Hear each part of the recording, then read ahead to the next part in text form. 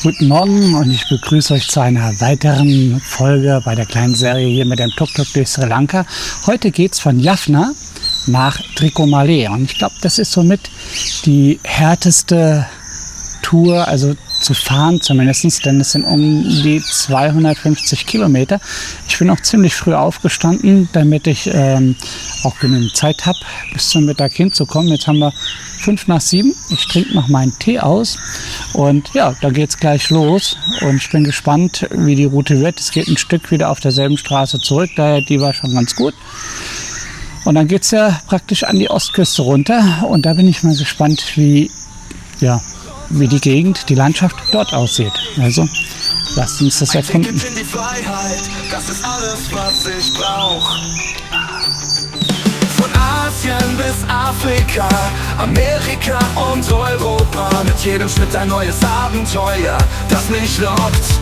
Durch grüne Oasen Asiens und über die schneebedeckten Gipfel der Alpen auf Roadtrips ohne Ziel entdecke ich die Welt. Weltenbummler, das ist mein Leben mit Herz und Seele, jeden Tag aufs Neue, mit Bus, Bahn und Tuk-Tuk immer wieder neu erleben. Buy the ticket, take the ride, das ist mein Ding. Street Food, Local Life, das ist mein Ding. Mit kleinem Budget die Welt zu erobern, mein Ding. Durch Straßen, Cafés und Märkte schlendern, neue Kulturen entdecken, Freundschaften. Ich habe ein kleines Café gefunden hier an der Straße. Ist ja mal selten und das sieht sogar richtig super aus. Eben bin ich auch in die erste Polizeikontrolle gekommen und ja, der Polizist, der war irgendwie nicht ganz fähig, ein Datum zu lesen. Er hat ewig lang auf die Versicherungskarte geschaut und meinte dann, ja, wäre ja gar nicht mehr versichert. Und dann habe ich ihm das gezeigt und irgendwann war er ein bisschen gestresst, glaube ich, und hat mich gehen lassen. Also jetzt gibt es erstmal was zu essen oder was zu trinken. Ich muss mal schauen, was es gibt. Und dann geht es weiter bis nach Trincomalee. Also das Frühstück, das war jetzt wirklich richtig lecker. Samosas war gut und zwei anderen Sachen, den Namen weiß ich nicht, aber beides richtig lecker. Daher gute Entscheidung, hier rauszufahren und jetzt geht's weiter.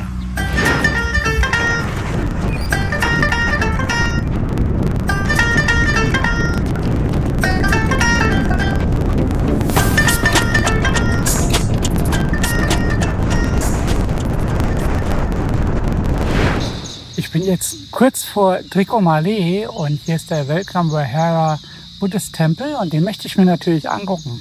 Müssten noch so circa 13-15 Kilometer bis Trincomalee runter sein. Und ja, bevor ich aber jetzt runterfahre in meine Unterkunft, schaue ich doch hier nochmal vorbei.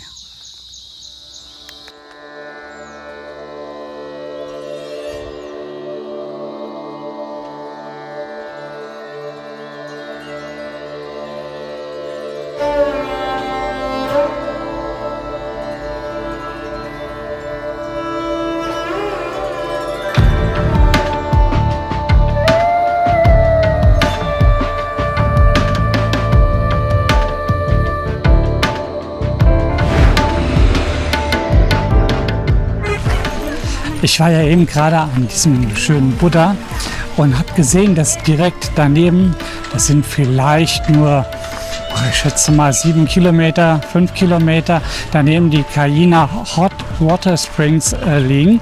Und die will ich mir natürlich anschauen. Ich muss dazu natürlich sagen,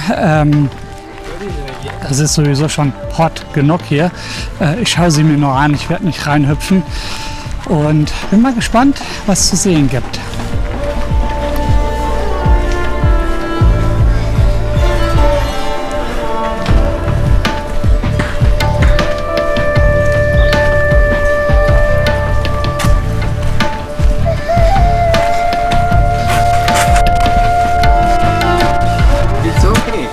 It's okay.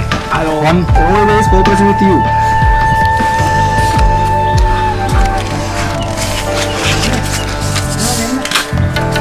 Thank you. Welcome. Happy New Year.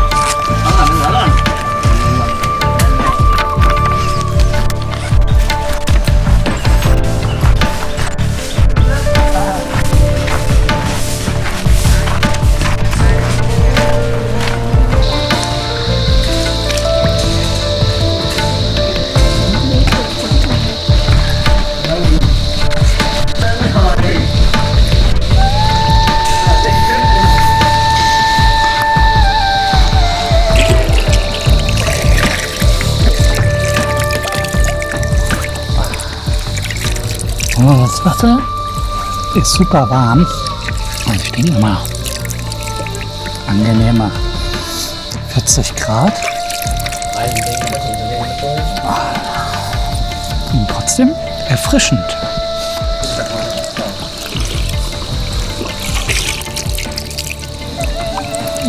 Genauso warm.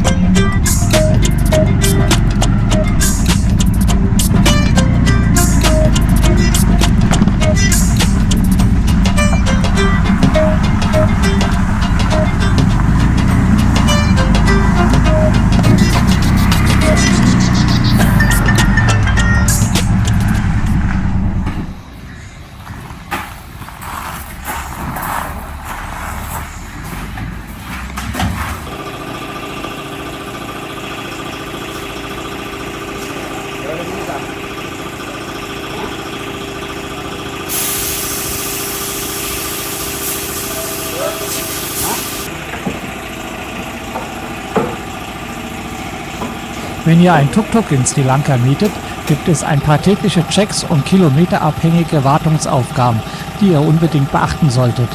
Hier sind ein paar Infos zu den täglichen Checks, die ich auf meiner Tuk-Tuk-Reise angewendet habe. Die Reifen. Werft jeden Morgen einen schnellen Blick auf den Zustand und den Luftdruck. Nur so ein kurzer Blick reicht schon. Dann zum Motoröl. Kontrolliert den Motorölstand. Wichtig ist, dass der Motor kalt ist und das Tuk-Tuk auf einer ebenen Fläche steht, bevor ihr den Ölstand prüft und eventuell nachfüllt. Ich musste auf meiner Tour, das waren über 2000 Kilometer, einmal selbst nachfüllen und beim Greasing Service wurde auch nochmal aufgefüllt. Danach checkt ihr die Bremsflüssigkeit. Ein weiterer kurzer Blick auf den Bremsflüssigkeitsbehälter und das war's schon. Macht einen Rundgang ums Tuk-Tuk, schaut nach offensichtlichen Schäden oder losen Teilen. Sicher ist sicher. Das Greasing in der Werkstatt hat vielleicht 20 Minuten gedauert und mich 1200 Rupien gekostet. Daher ist die Wartungsaufgabe keine große Sache, wenn man ein Tuk-Tuk gemietet hat.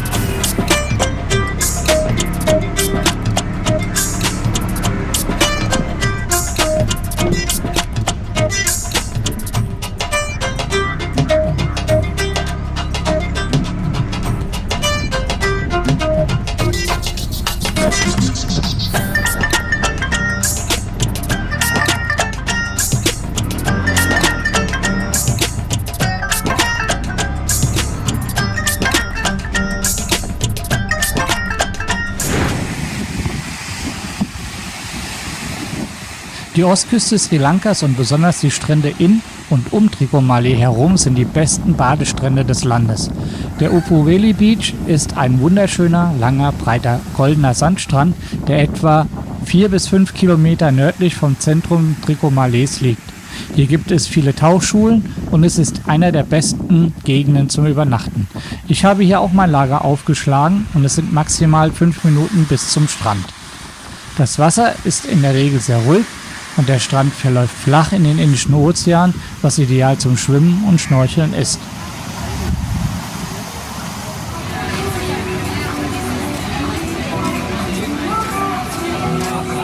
Guten Morgen hier aus Tricomalee. Tag 1 hat begonnen von meinen 2 vollen Tagen. Ich bin hier an einer Tauchschule und mache eine Schnorcheltour mit zu den Piguan Island. Ja, es geht nicht direkt aufs Piguan Island drauf, denn da musst du dann extrem hohe Nationalparkgebühr bezahlen. Aber wir gehen schnorcheln dort und wir sollen auch Wasserschildkröten sehen. Hoffe ich doch zumindest mal. Das habe ich schon ein Leben noch nicht. Daher, ich bin gespannt. wie es sein wird und ob wir auch die Wasserschildkröten sehen.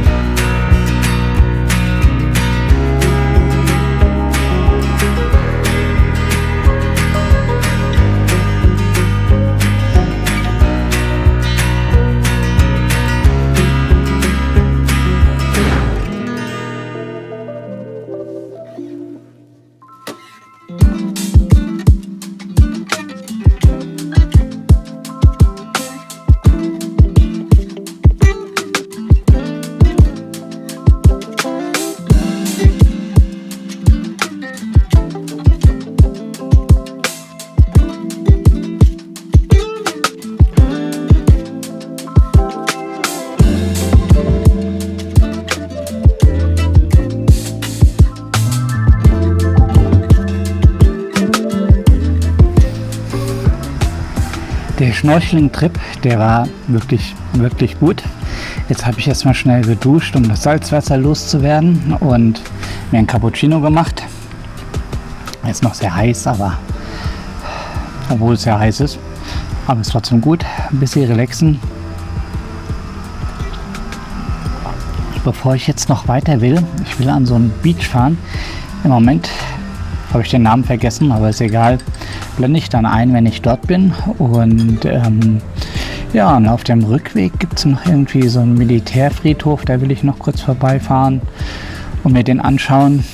Und dann lasse ich mal den Tag heute, den ersten Tag, richtig easygoing ausklingen.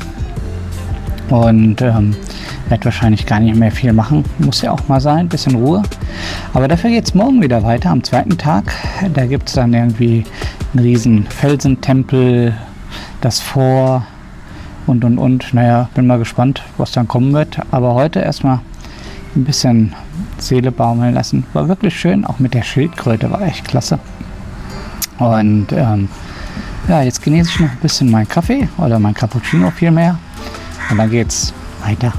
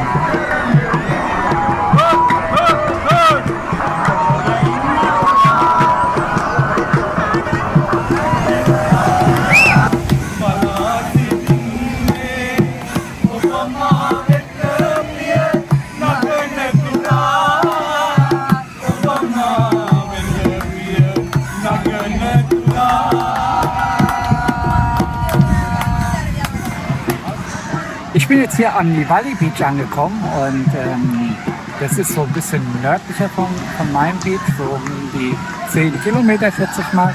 Ja, wenn man nach Google Maps fährt, landet man erstmal bei einer Militärbasis. Da ist natürlich verboten, ins Wasser zu gehen. Die haben mich dann 500 Meter wieder zurückgeschickt und jetzt bin ich hier an dem Nivali Beach und habe mir ein Papaya-Schild bestellt. Es ist richtig was los, viele Locals.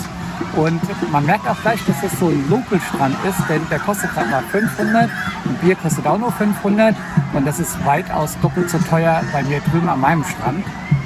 Und ich genieße jetzt hier noch meinen Papaya-Shake. Ja, und dann geht's wieder zurück.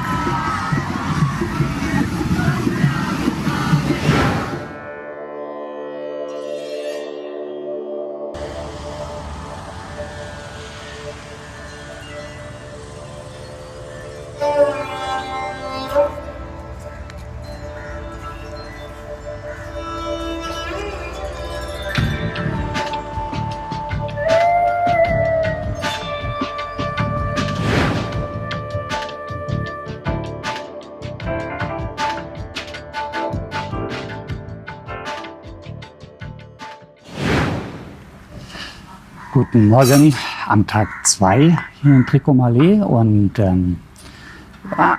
wie geht's mir? Erstmal ein kurzes Update. Irgendwie muss ich für den Magen versaut haben, denn die Nacht war nicht so gut und ich saß mir auf der Toilette. Jetzt habe ich ein bisschen Bauchschmerzen. Ich hoffe, dass es keine Lebensmittelvergiftung ist.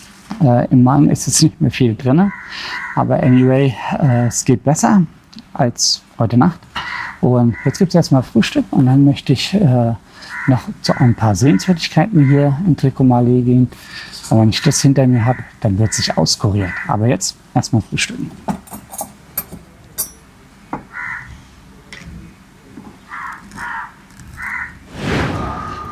Ich bin jetzt hier mit dem Tuk-Tuk an dem Batrak Aman Tempel angekommen. Und der ist mitten in der Stadt von Trincomalee. Ja, da will ich jetzt mal reingehen. Das sind so 3 Gebäude. Eins ist ein bisschen dunkel und da haben sie eben schon drin gebetet. Aber jetzt gucke ich mir noch mal die bunten schönen an. Und ja, bin mal gespannt, was man alles zu sehen bekommt.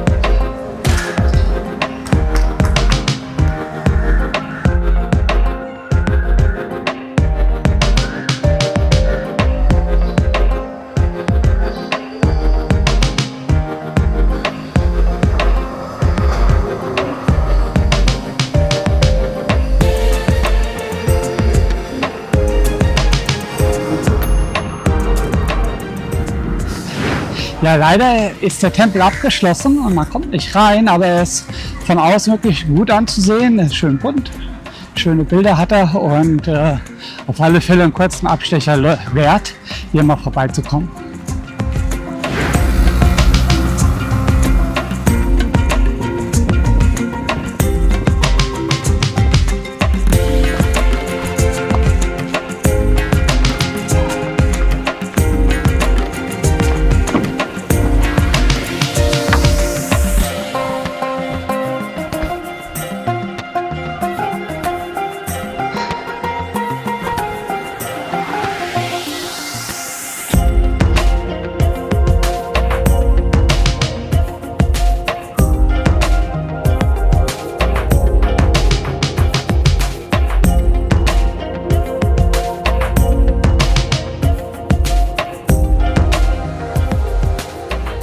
Die Festung Fort Frederick wurde im Jahre 1624 von den Portugiesen errichtet und dabei bedienten sie sich von den Trümmern des zuvor zerstörten hinduistischen Koneswaram-Tempels.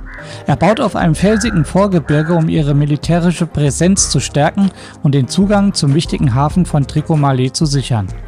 Die Niederländer übernahmen im 17. Jahrhundert die Kontrolle der Festung, bauten sie weiter aus. Im 18. Jahrhundert fiel Fort Frederick in britische Hände, die sie als wichtigen Marinestützpunkt nutzten und abermals erweiterten.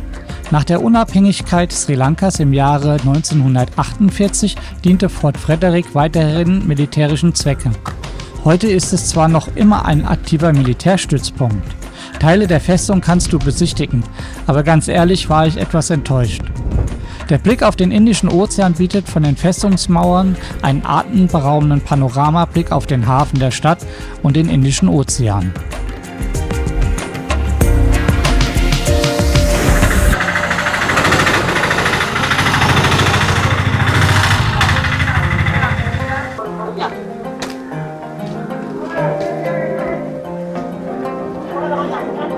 Der Thiru-Koneswaram-Tempel ist ein beeindruckender Hindu-Tempel mit seiner atemberaubenden Lage auf einem Felsen, dem Swami Rock. Die Aussicht über die Bucht und der langen bewegten Geschichte des Tempels ist es ein wahrhaft magischer Ort. Der Tempel ist dem hinduistischen Gott Shiva gewidmet und wird als einer der 5 wichtigsten Shiva-Tempel in Sri Lanka betrachtet. Es wird angenommen, dass der Tempel im 5. Jahrhundert gegründet wurde. Im Laufe der Zeit wurde er mehrfach zerstört und wieder aufgebaut. Wie so oft ist das Filmen und das Fotografieren im Tempel nicht erlaubt und so gibt es nur wenig Bilder. Die dramatische Felsenklippe Lovers Leap, Sprung der Liebenden, ist eng mit einer tragischen Legende verbunden. Die Klippe fällt etwa 130 Meter steil in den Indischen Ozean ab und bietet einen atemberaubenden Ausblick. Es ist ein kleiner Rundweg am Felsen entlang und als ich da war, war dieser extrem voll mit Besuchern und ich konnte nicht viel sehen. Der Dutch Bay Beach liegt südlich vom Stadtzentrum. Der Strand mit dem feinen weißen Sand bietet zwar einen schönen Panoramablick auf das Meer, aber er ist nicht touristisch erschlossen und es gibt keinen Schatten. Vielleicht hat eine der Strandbuden geöffnet, an dem du ein Getränk kaufen kannst.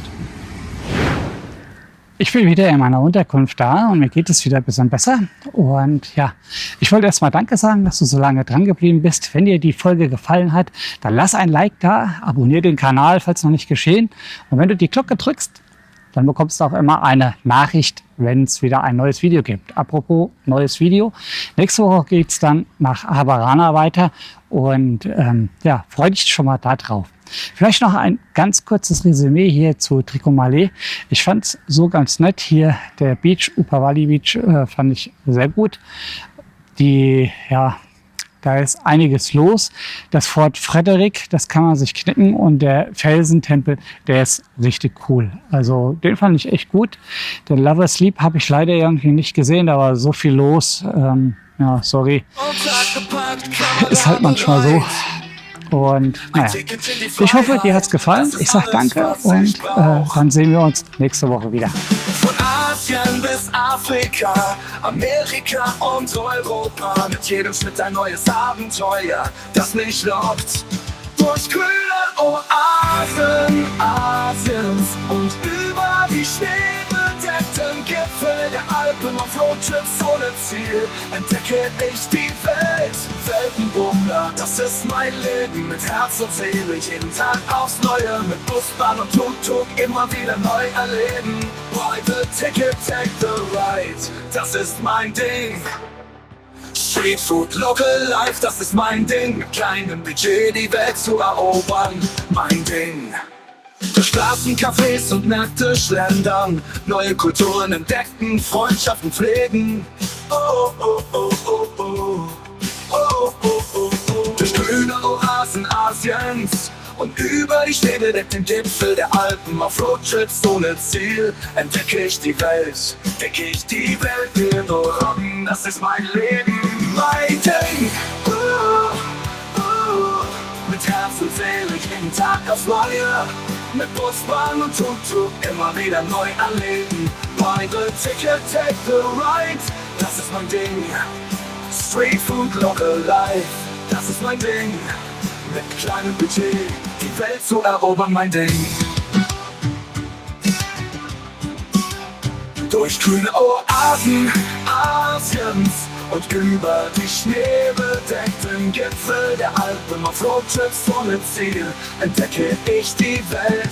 Weltenbummler, das ist mein Leben, mit Herz und Seele jeden Tag aufs Neue, mit Bus, Bahn und Tuk-Tuk immer wieder neu erleben. Buy the ticket, take the ride, das ist mein Ding.